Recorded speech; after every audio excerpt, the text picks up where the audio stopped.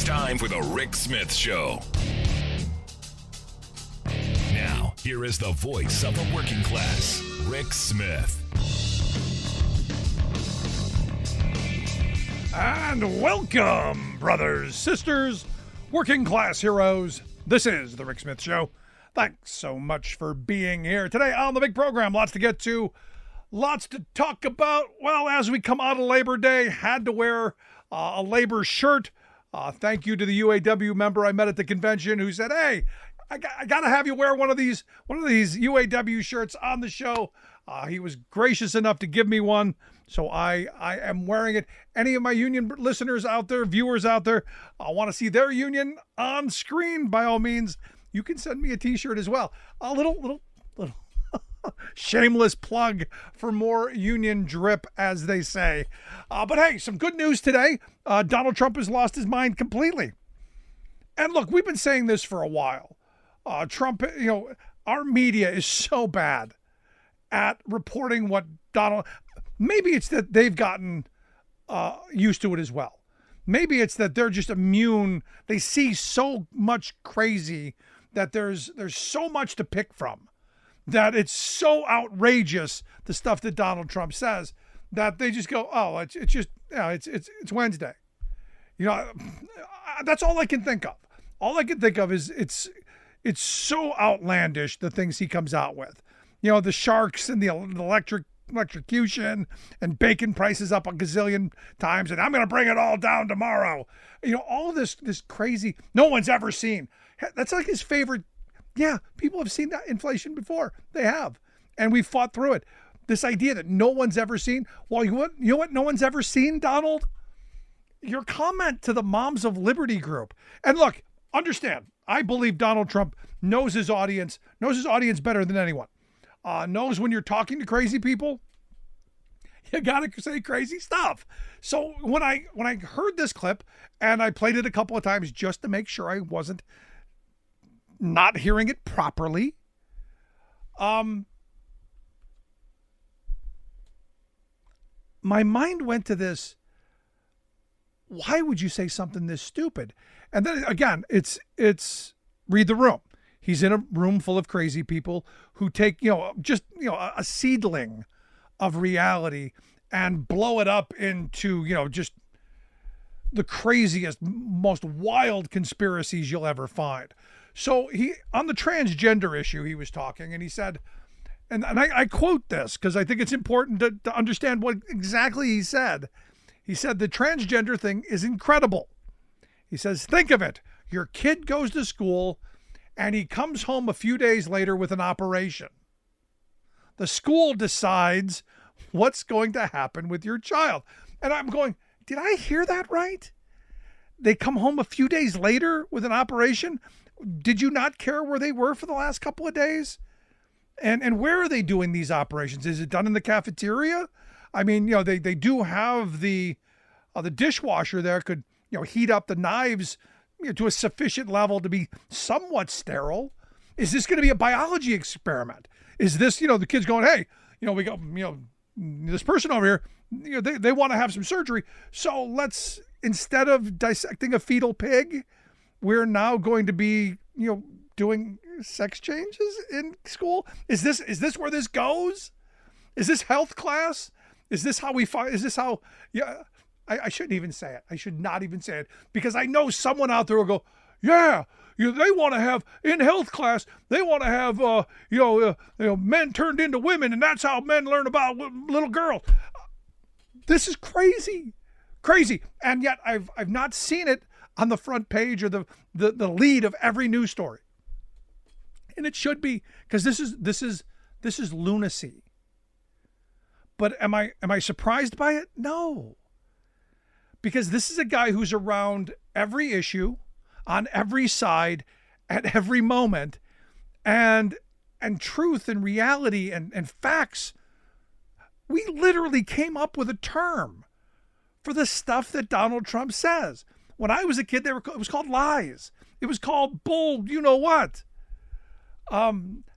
Alternative facts, alternative reality. No, lies, bull. For instance, Perfect, for instance. He's been trying to distance himself from Project 2025. He didn't write it, he says. He doesn't know anything about it. Didn't read it. Doesn't know anything about it. Nothing. Pure as the driven snow. Pure heart. Pure of mind. Has seen nothing. Yet, he praised the Project 2025 as having proposals that everybody would like. He said there's some things in there, something there for everybody, fun for the whole family, something everyone would like. And you go, no. And if you didn't read it, and again, this is that, did we bother to ask the next question? Did you read it? If he didn't read it, how does he know? Doesn't matter. Facts don't matter. Reality doesn't matter. Truth doesn't matter. Trump's emails got hacked from the Trump campaign. Evidently, a bunch of emails got hacked. And I know Trump doesn't have email because he's smart enough not to write anything down. Because once you write it down, once you put it on paper, once your name's assigned to it, you're kind of a little bit stuck to it. If you say it to this crowd or that crowd or another crowd, I misspoke. Or he doesn't even do that. But there are emails out there that I haven't seen. Now, I do remember the Hillary campaign. I do remember hey, Russia, if you're listening, send us those Hillary emails. I do remember our mainstream media talking about emails all the time. But her emails was a thing. But her emails was a response I would get to people when saying how bad Donald Trump was. Yeah, but her emails. Why? And I'll tell you why. Why we haven't seen anything from the Trump campaign's emails is they can't be any crazier than what comes out of his mouth. And if we're not reporting on what comes out of his mouth, why would anybody report on what his campaign is writing? Because the stuff that spews out of his pie hole is pure lunacy. This idea that your kid's going to go to school, a couple days later, they're going to come home as someone you don't recognize, is really twisted. So you conflate this idea that schools are trying to be more accepting of people with different viewpoints. And it's now drive-through surgeries? And eventually, I do believe someone's going to say, no, it's what they're doing in health class now. They're letting the students do it now. Because, why not? Do you think it gets better? Or do you think he just goes crazier down the proverbial rabbit hole? Do you think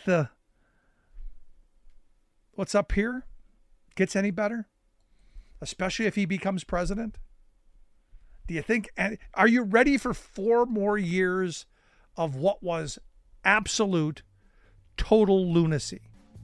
I want to hear your thoughts. Email me, rick@thericksmithshow.com. Want to hear it. Back after this.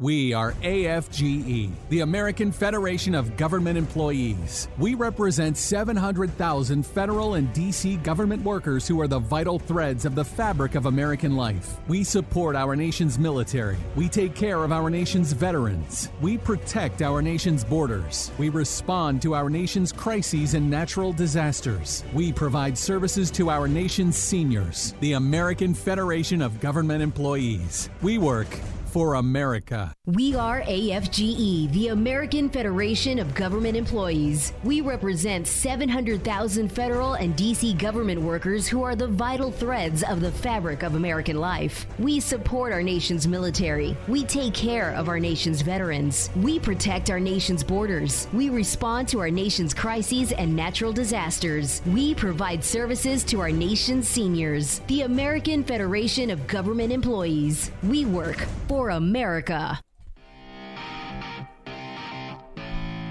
Welcome back to the Rick Smith Show. Now, here is Rick Smith.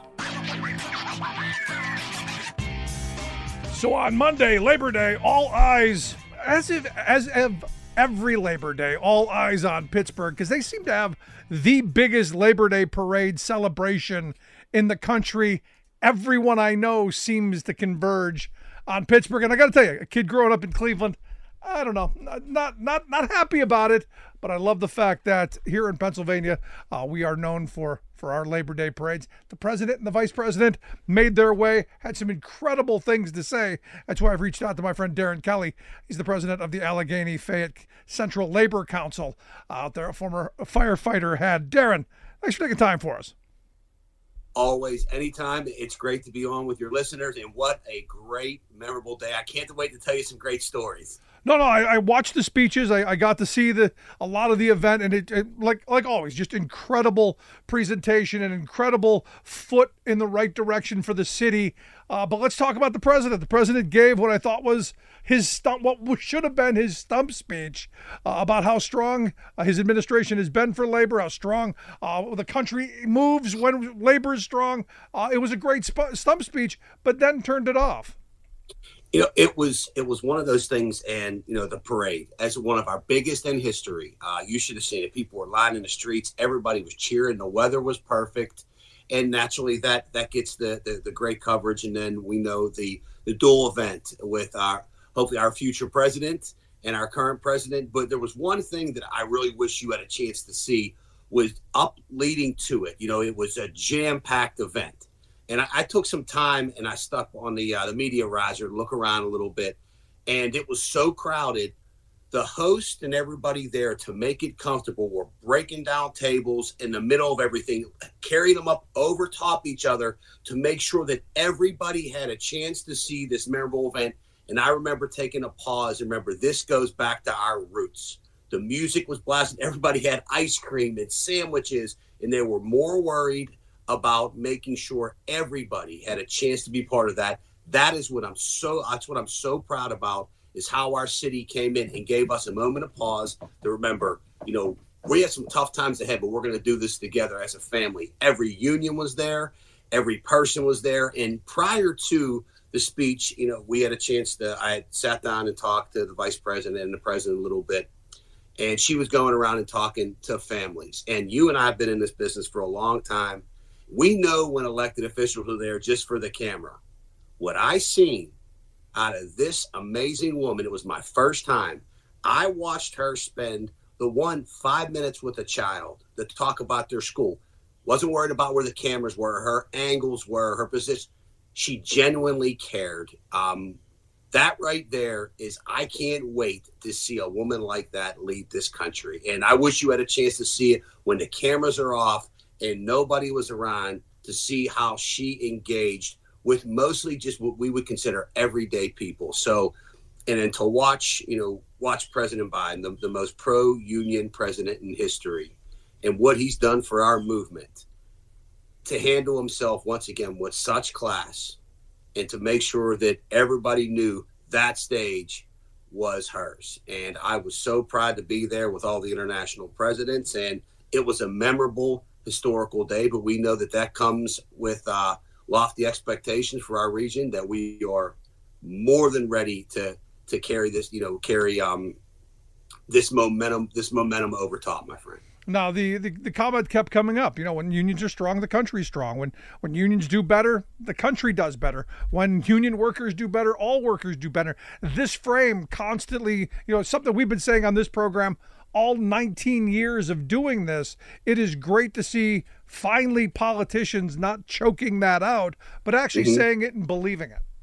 It's not just a cliche, right? It's something that the numbers are showing it.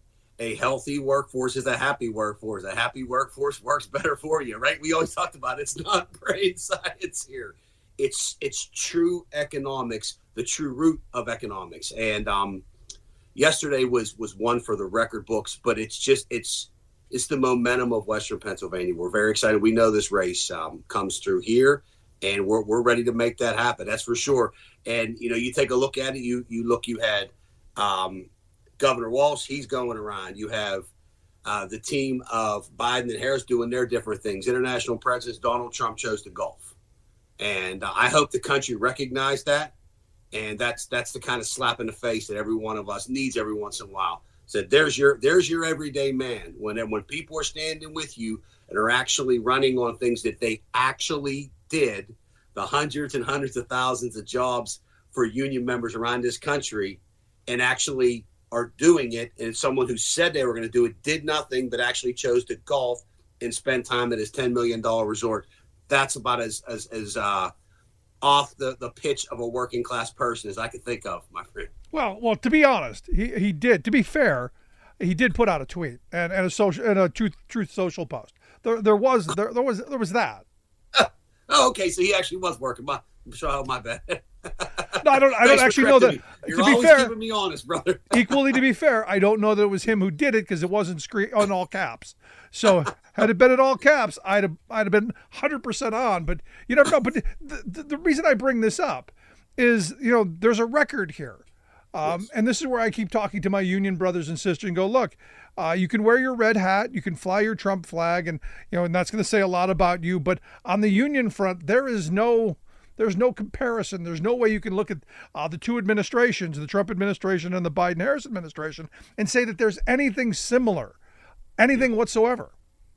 There is absolutely zero. Like I was interviewed a bunch of times yesterday, as you can imagine, and we did have some conservative groups that did grab me up and want some interviews, which I was excited to do. It's okay. Sure. You really want to play? That's absolutely. Give me one instance. Said, I'm not asking you to give me 100. I'm not asking you to give me 5. I'm asking you to give me one instance in Western Pennsylvania that you can say that one of Donald Trump's policies, one, has benefited the working class families of Western Pennsylvania. You can't. You cannot do it because he didn't do it. I could name you 5,000 that heard it. So if you want to get the tape ready, let's have a ball. Then they usually leave me alone after that. But it really does come down to what things he's pushed and the policies he stood by, and there is no comparison. And it comes down to the very best people. If you remember when Trump ran, he said he was going to surround himself with the very best people. Well, the very best people aren't endorsing him, many of them. And the ones that were to be honest, for working people, the very worst people. So do we want, a repeat of that? We saw how bad the first part was. Do we really want a sequel?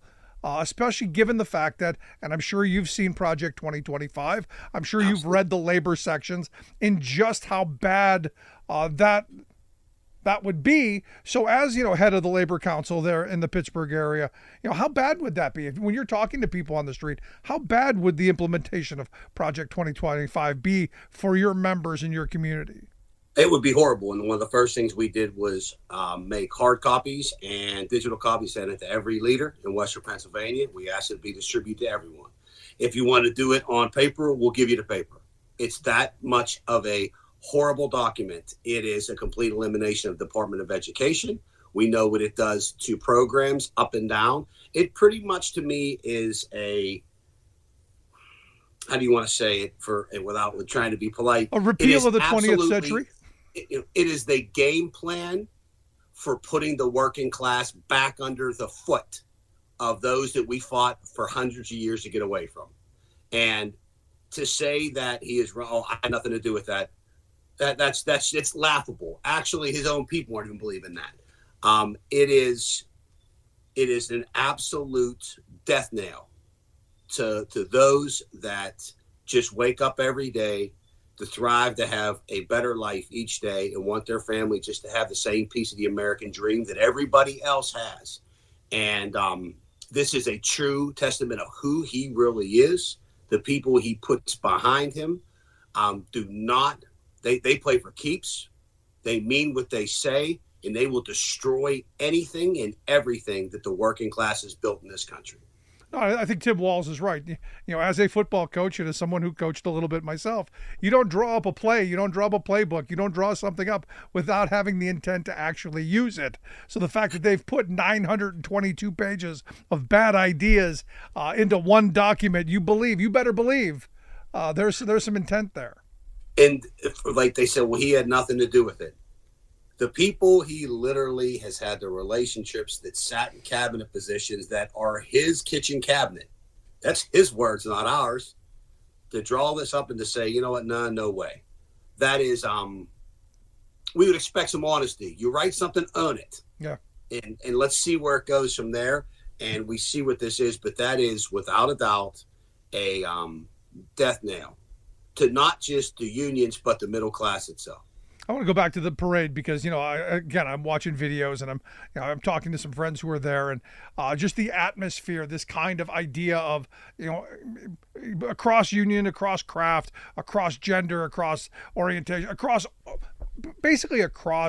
of every sector, every division line, every way to slice, dice, pit people together against each other. They were there in that one moment. And I think that's a pretty cool statement. It was funny. That's why we love our parade so much, is it has everything, and it has big numbers of everything. It's nothing better than to see the member of the building trades right next to the steelworkers right next to AFSCME and IATSE and going all the way down. And they're so proud to wear their colors. But when you go up inside, and I have some drone film, I got to send some things to you that we had someone filming for us as they go up and they're at their picnics before, they're all intermingled. So it looks like one big giant rainbow. A kid of an SEIU member is over at the Carpenters getting his face painted. A member of the teachers union is over playing cornhole with the painters. They had all the bands, and these are the days that we need to get everyone back to their roots, to remember that we are in the business of people. No matter what we have in social media, no matter what we have to have our attorneys and everything. We have that purpose, brother. You know that more than anybody, but we're in the business of people.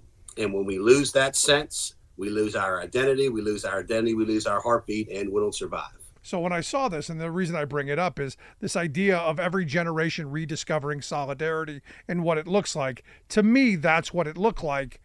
This idea of people coming together, especially now, as this, kind of officially, I don't like Labor Day being officially the end of summer and officially the beginning of the kickoff for election season, but it's kind of turned into that. So to have this incredible event, and this incredible cross-section of people, this rediscovering of solidarity and willingness to fight and move, I think it's a great thing heading towards that November day.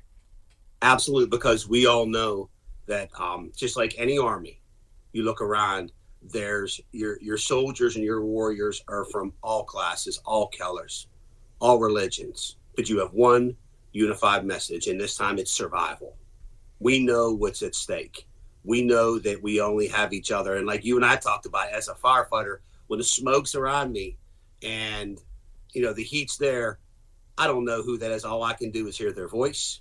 I don't see what they look like.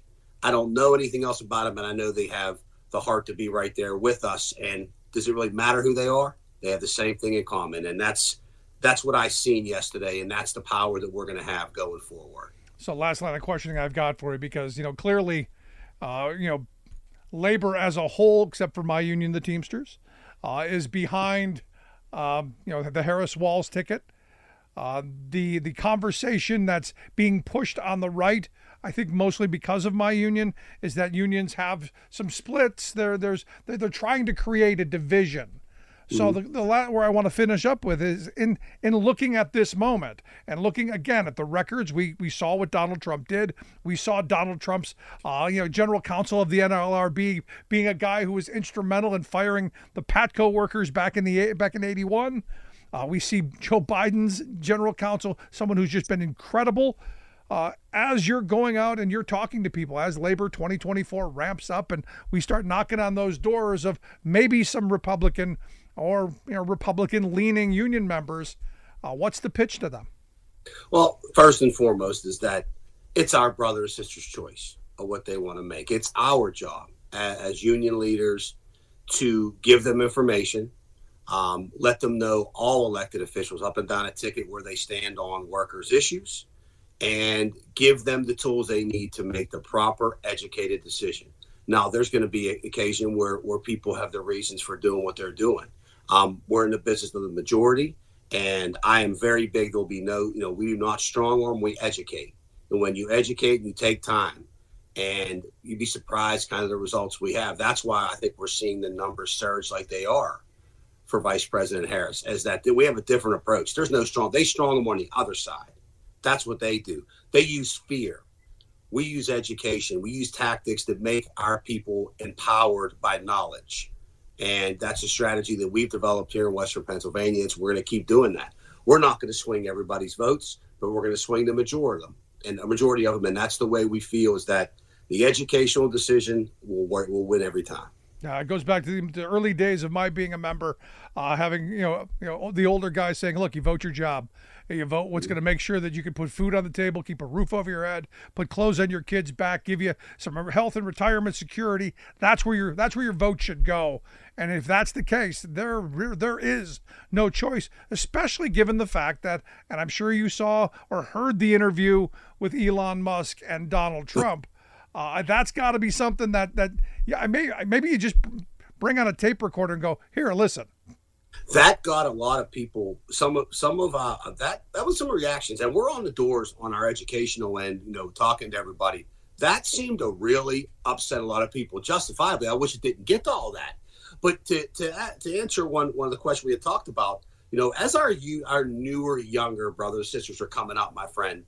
We taught the younger generation through being raised to ask questions, right? We told them to be strong, to be independent minded, use your own brain. And now it's our duty to educate them. We can't just assume. I'm not saying, believe me, there's a purpose on both sides, right?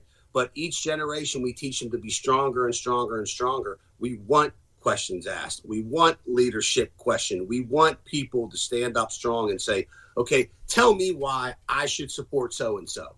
And we can't be the point that people used to slam their hand down and say, but that's the way it needs to be. Okay, maybe so, but they're not, my opinion is they're not lesser members, right? Because they may say, hey, well, help me out. I have some questions about this.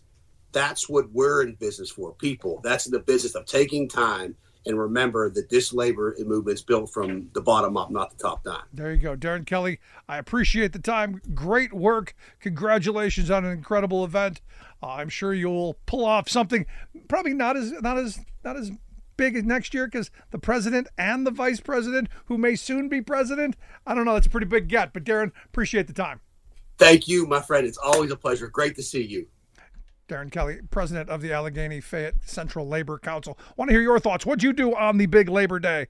I guarantee you didn't have the president and the vice president show up to your parade. Want to hear your thoughts? Email me, rick@thericksmithshow.com. Right back. Stick around.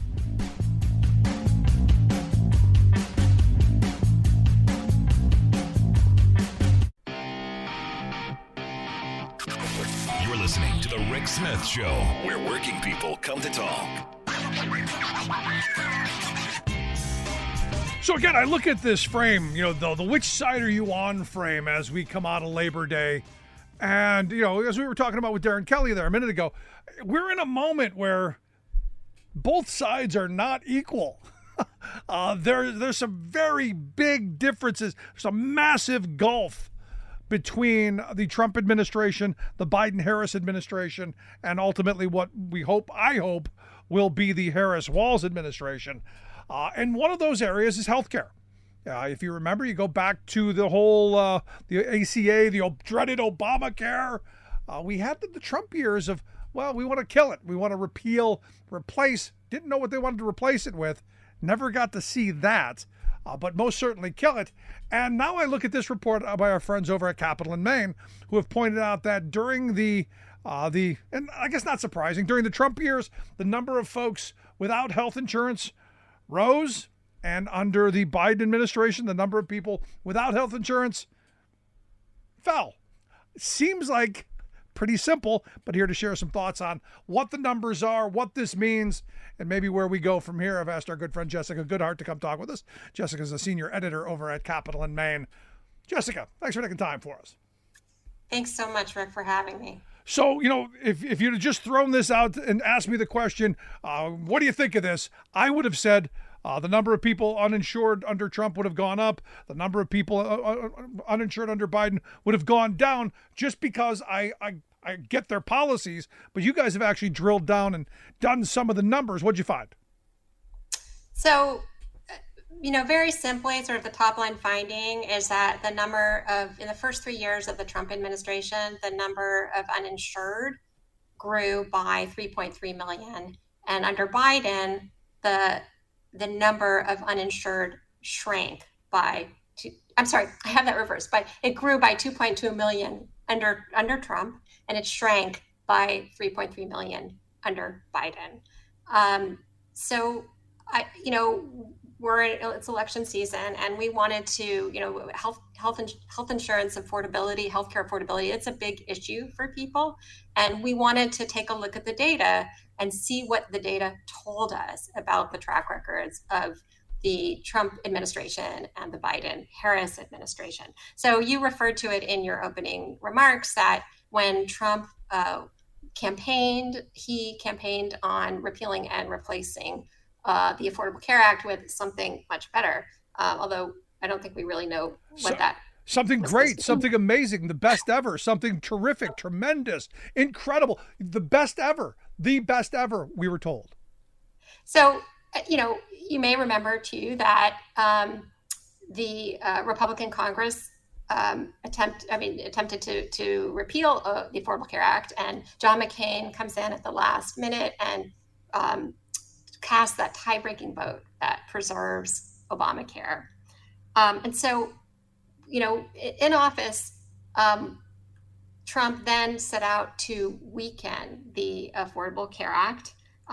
He cut the enrollment period by half, canceled outreach programs, removed the penalty for not having insurance, and slashed the Affordable Care Act's advertising budget by 90%.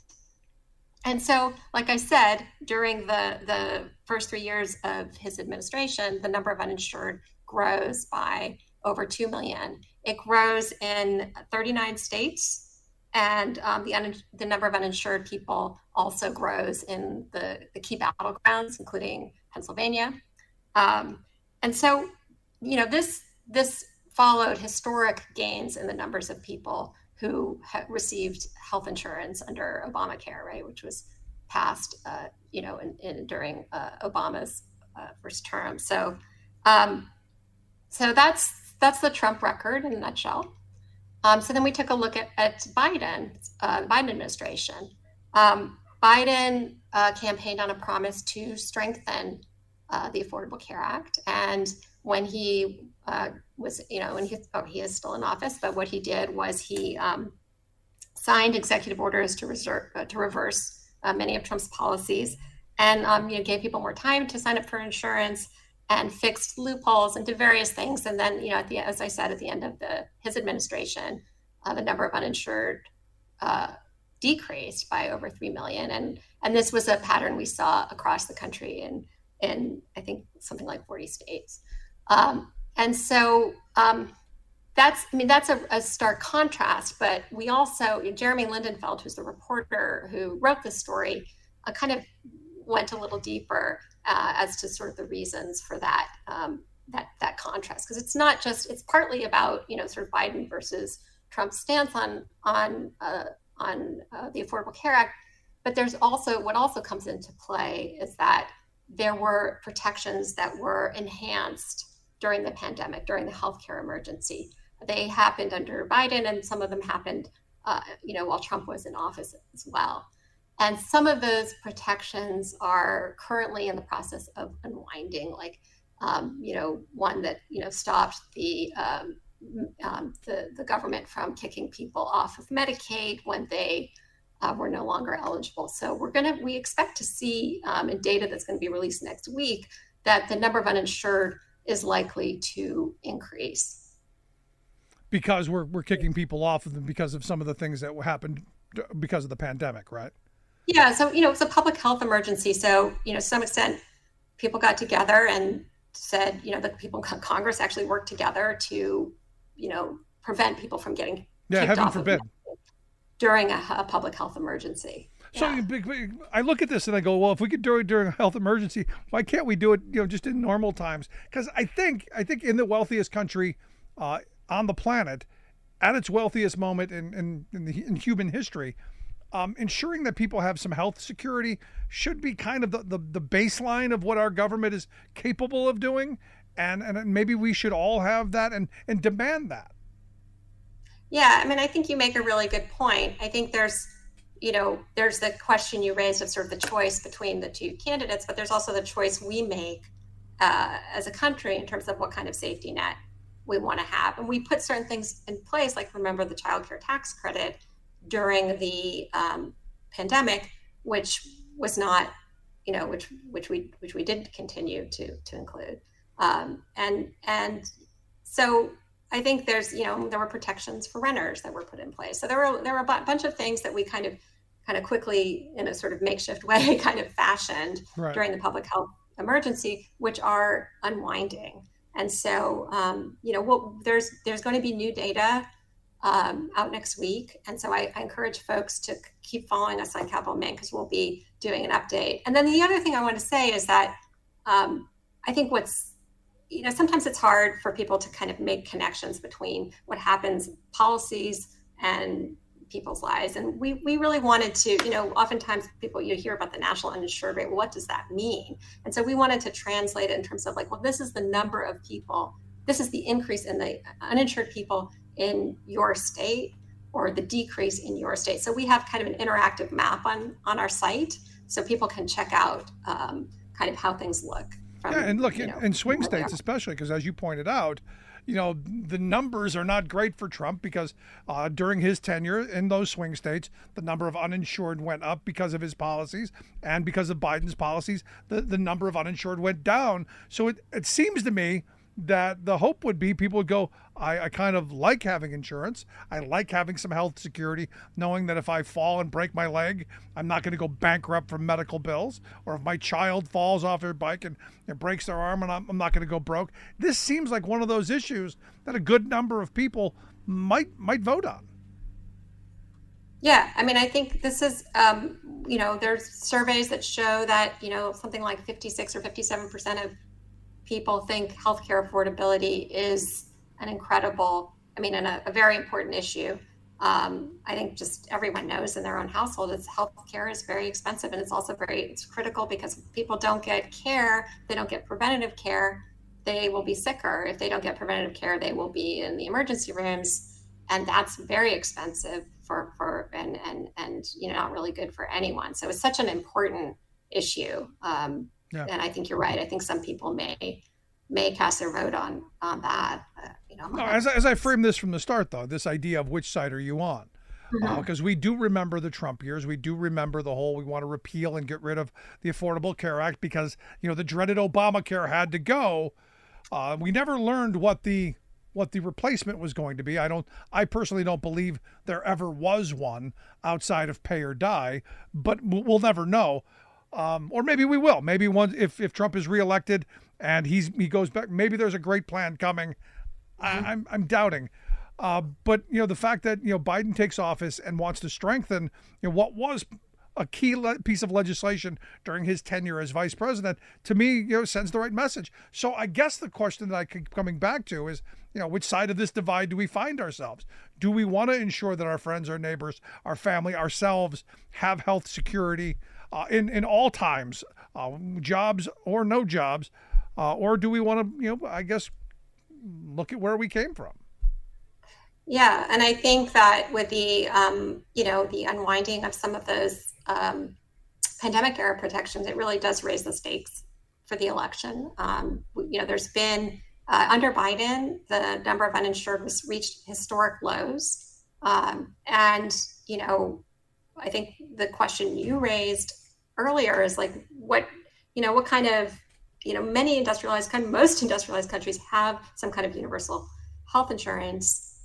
What do we want from our leaders in terms of policies that provide that protection? Yeah, and for me, the other part of this, and I don't want to get off on a whole rant on national health care, but the idea of having a safety net like health security the entrepreneurial spirit of this country could explode if you were to let people go and follow their passions instead of being stuck in jobs just because, hey, this is where we get our health insurance. And then I don't know about you, but in this day and age, we can't do anything without health insurance.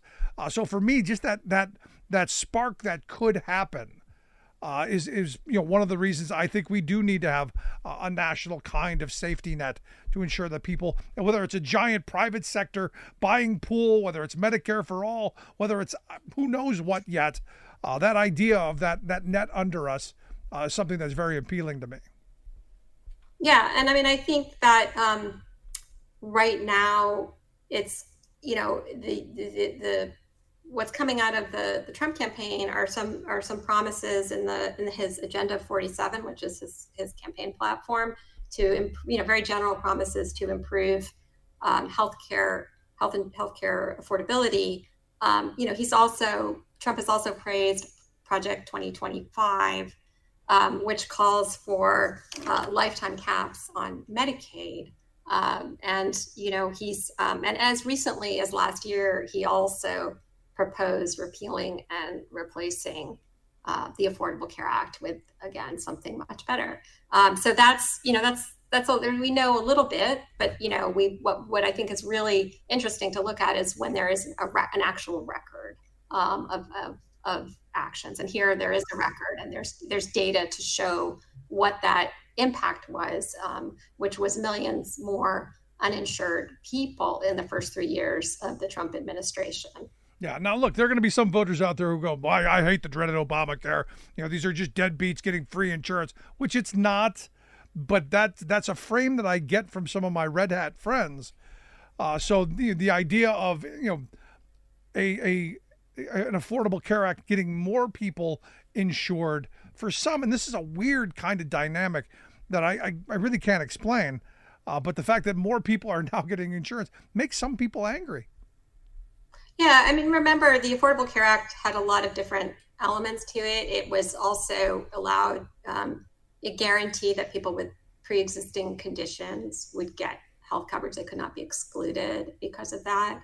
It allowed, it created the, healthcare.gov, which is this marketplace that, allows people to purchase health insurance, sometimes subsidized depending on their income level. And then it included Medicaid, which is for low income people. Lots of people who work at places like Walmart, are on Medicaid. And so it's not, it's for working people as well as for people who, for whatever reason, are find themselves unable to work because, that's, it's all of that. So last line of questioning I've got for you, because the numbers don't lie. In that world of, which side are we on? Where do you see, obviously you said there's going to be some changes coming soon. For you, what's the takeaway from this report? If you're depending on which side you're on this, what's the key takeaway that you want people to get from this? I think there's a really clear record of what happens when you weaken our existing healthcare, law that under the Trump administration. We saw a growth in the uninsured. We saw 2 million more people who are uninsured, and we saw that happen across the country. And then, under Biden, we saw the rate of uninsured reach historic lows. That shows, I think you said, what we're capable of doing, when we build out our health insurance system. And not that it's necessarily enough or good enough, nobody, I'm sure there are always improvements. And I also think the other takeaway, I think, and this is going to be more clear in the next story that we report, is that some of this stuff some of these gains are potentially at risk, and that there's 2 candidates, one Trump, and you can look at his record, and one Harris, part of the Biden-Harris administration.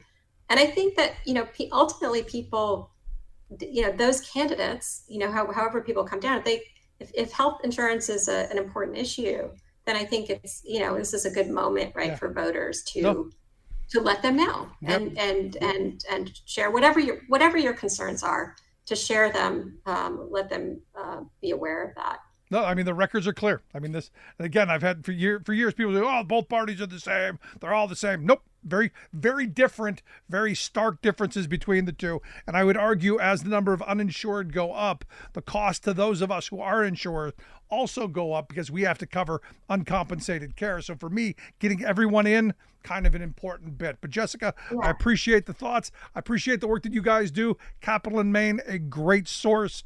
We'll get links out to the story. But Jessica Goodheart, thanks so much. Thanks so much, Rick. Want to hear your thoughts. Is this something is this a voting issue? Is this an important voting issue to you? And are you one of the folks who got health insurance and are covered because of these policies? I want to hear it. Email me, rick@thericksmithshow.com. Gonna take a quick break. Right back. Stick around.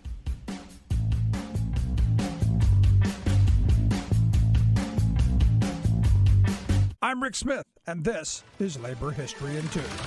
On this day in labor history, the year was 1949. That was the day known in New York as the Peekskill Riots. Internationally renowned African-American singer Paul Robeson was scheduled to give an open-air concert. He was known for his deep, moving voice, singing iconic songs like Shenandoah and the Ballad of Joe Hill. Robeson was active in the causes of civil and labor rights. In the Cold War hysteria after World War II, Robeson had been labeled a dangerous communist. The New York concert was originally planned to benefit the Civil Rights Congress. The group had been defending the Trenton Six, a group of 6 young black men sentenced to die in New Jersey for allegedly killing a white shopkeeper. The case was rife with legal abuses, but protests over the concert led to its cancellation. It was rescheduled, and the tickets were distributed to trade unionists in New York City. On the day of the concert, 2,500 union members made a human wall around the field to protect against protesters. Protesters gathered, hurling anti-black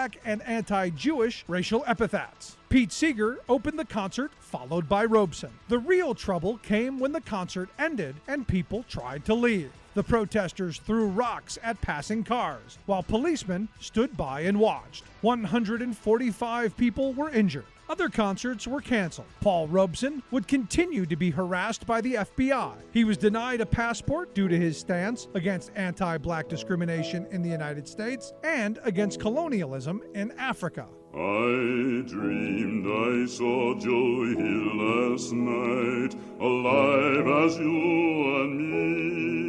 Labor History in 2 brought to you by the Illinois Labor History Society and The Rick Smith Show. For more information, go to laborhistoryin2.com. Welcome back to the Rick Smith Show. Now, here is Rick Smith. Again, back to the frame. Which side are you on? This healthcare thing again. And thank you to Jessica Goodheart and the folks over at Capital in Maine for pointing this out. Like I said at the beginning of that interview, though, had you asked me the simple question, what do you think? What do you think happened during the Trump years to the uninsured? And what do you think happened to the uninsured during the Biden years? I would have simply said, look, Republicans have told us they're against insuring people through public means. They don't want to have a public health care system. They don't want to have government do anything. So would I be surprised if I learned that millions of people lost their health insurance or went uninsured during the Trump years? No, it's who they are. It's what they do. It's what they tell us all the time. They were against the Affordable Care Act from the second step, because understand the Affordable Care Act was the conservative health care plan during the 90s. It was what the Heritage Foundation suggested as an opposition to Hillary Care of the 90s, if you remember. So they were for it before they were against it, but they're against it because, personal responsibility. Again, they were for it now against it. This is one of those things where you go, they've told us who they are. So am I shocked? No, I'm not. Now, the ACA was Obama's key piece of legislation. It's one of the defining things of his presidency. Joe Biden was part of that. Said it was a big deal, if you remember. And I agree. So would I be surprised that he would strengthen it? No, not a bit. Common sense. These folks, they went and they looked at the numbers. Now, in those swing states, there are hundreds of thousands of people in states where they were divided by 10, 20, 30, 50,000 votes. The hope is they vote their job, they vote their livelihood, they vote their health security, and go, well, I got health insurance under this guy. This guy didn't want me to have it. Seems like a place to go. Now, I do remember the Trump years and the whole repeal and replace argument. And I was like, okay, if you want to repeal it. I wasn't 100% sold on the ACA. I said from the beginning, it's a good first step, but we would need a lot to improve it. And had we spent the last 14 years making the adjustments, tweaking it to make it better, it would be fantastic today. It would be things people would be, they'd be pursuing. I don't remember the Trump plan. I used to joke it was just a blank sheet of paper because what he described in an interview that I remember sounded an awful lot like car insurance, not health insurance. And it was going to be really cheap. It was going to be portable. It was going to be all these wonderful things. But no real details. So I only could surmise that, pay or die. If you don't have the money to pay for the health care services, well, like when you get a dent in your fender, if you don't have the insurance to fix it, you got a dent in your fender. This is the world that they want. And they've been very clear about it. You look at their Project 2025, it really is about repealing the 20th century and moving us back to the good old days of the 80s and 90s. So the question then, coming out of this Labor Day, which side are we on? I'm someone who believes that we should have a safety net for people who want to strike out on their own, who want to put up a shingle and try to start a small business so that, we have entrepreneurial growth, what this country is known for, without the risk of little Johnny and Susie or mom and dad going without health insurance. That seems to me be rational. Now, I was open to a lot of ideas. Someone would say, well, I don't want the government doing it. Okay, well, let's have a cradle to grave mandate through private interests that you will get care from cradle to grave, non-cancelable, non-destroyable, but it will be mandated that you have the ability to insure yourself. And thus take responsibility. This is the other part that conservatives used to understand. Real conservatives. Not the ones who play the role now, but real conservatives used to believe in personal responsibility. They used to believe in taking care of themselves. And that meant insurance. And if you remember, Donald Trump was the guy who took away that personal responsibility part. The mandate that everyone has to either get coverage or pay something. Because we know if you don't have coverage, you're going to cost all the rest of us. Because this is a society we're not. I know there are some conservatives who want us to be a society who lets people die on the sidewalk.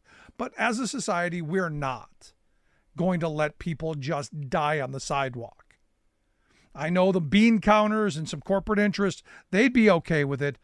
But the rest of us, the people who have a conscience, the people who believe in helping their neighbors, we're not going to let people die on the streets.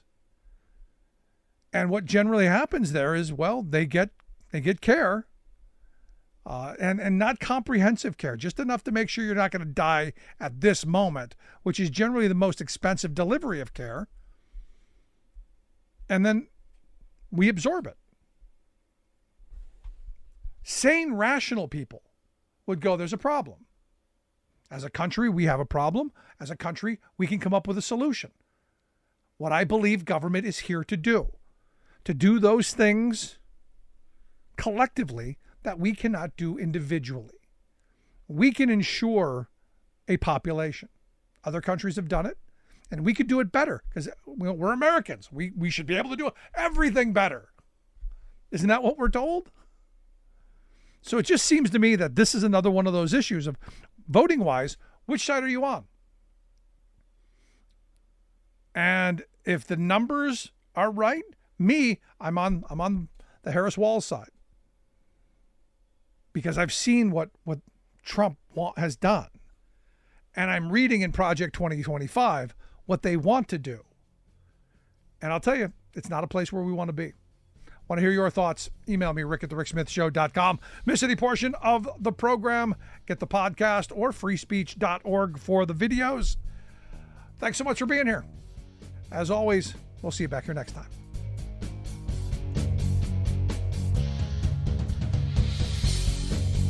You've been listening to The Rick Smith Show.